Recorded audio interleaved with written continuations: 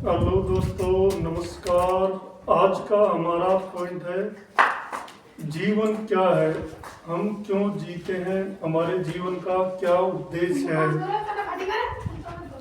हम अभी क्या कर रहे हैं, जीवन में हमें क्या करना है, हम क्यों आए हैं, हम क्यों मरते हैं। इन सभी पॉइंटों पर आज हम चर्चा करेंगे। सबसे पहले आता है कि जीवन क्या है।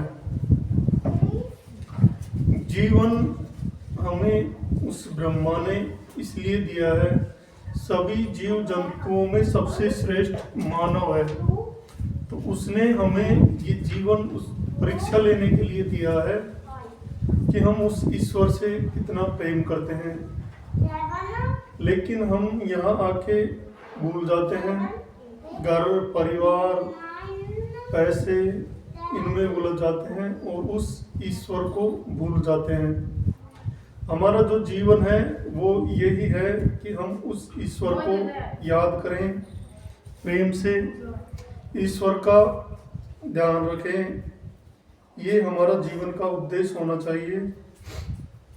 लेकिन हम इन सब बातों को भूल जाते हैं। तो एक कहानी, एक कविता है छोटी सी, उसके माध्यम से हम आपको कुछ बताएंगे। एक बार एक राजा होता है, उसके लड़की होती है, तो उस लड़की के वहाँ एक पोछा करने वाली एक दाई मान लो वो होती है, रोज महल में पोछा लगाती है और वो जाती है।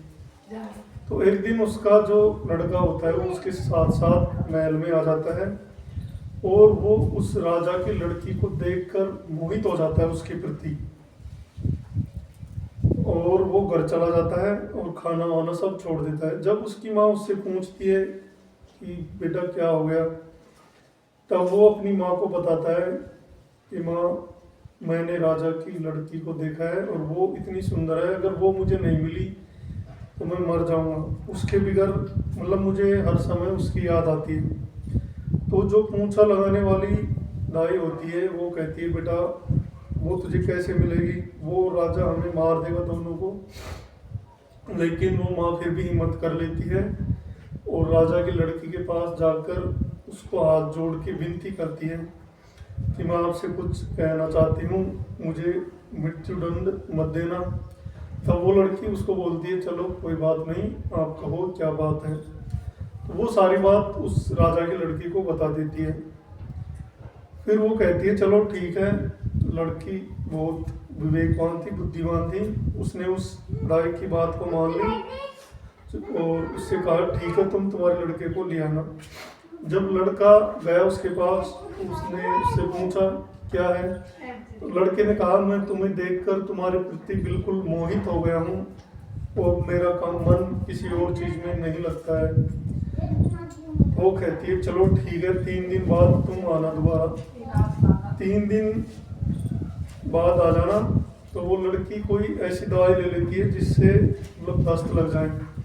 तो वो 3 दिन तक जो भी खाए पिए सारा दस्त और पूरे कमरे में उसने अलग अलग पात्रों में भर के रखवा दिया। 3 दिन में जब 3 दिन तक मतलब उसने कुछ खाया पिया नहीं, तो उसका शरीर बिल्कुल दुबला पतला हो गया। 3 दिन बाद जब वो लड़के को उसने बुलाया, लड़की ने, तो लड़का गया अंदर रूम में, उसको बदबू ही बदबू आई और बदबू की बात से वो रूम से बाहर चला गया। लड़की को नहीं देखा राजा की। तो राजा की लड़की ने उस लड़के को बुलाया। तब उसने उसको देखा तो वो बहुत ही मतलब उसके चेहरे का जो तेज था वो बिल्कुल गायब था, क्योंकि 3 दिन से उसने कुछ खाया पिया नहीं। जो भी खाती वो मतलब ऐसी दवाई ले रही थी सोच के माध्यम से निकल जाती। तब उस लड़की ने उसको समझाया कि प्रेम ये नहीं है, प्रेम ईश्वर के प्रति होना चाहिए।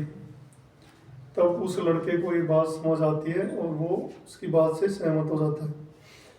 अब हमारा पॉइंट है, अभी हम क्या कर रहे हैं, अब हम जीवन में मतलब क्या कर रहे हैं। अब हम क्या कर रहे हैं, बस जीव जंतुओं की तरह खाना खाया पिया मौज करी और सो रहे हैं।